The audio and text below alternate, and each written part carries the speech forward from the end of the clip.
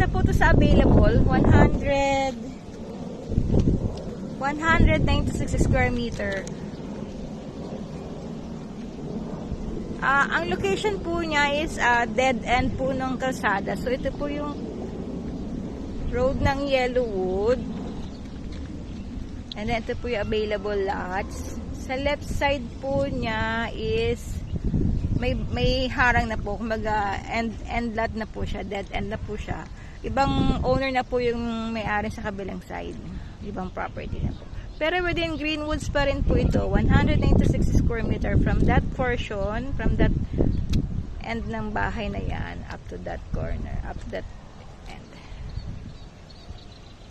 Ito po ang nasa harapan niya. Kalsada po siya. Kabilang side po is vacant lot pa po siya. And then, end din po yung kalsada doon. Wala pa pong propose ko nang gagawin ko. Itutuloy yung kalsada na yung kung saan lulusot.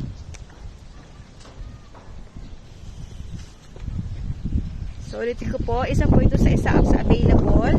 196 square meter. Nasa phase 8 na po itong isang to. 196 square meter. Kabilang side po, hindi po siya creek or ano. Subdivision din po. Kabilang street lang po.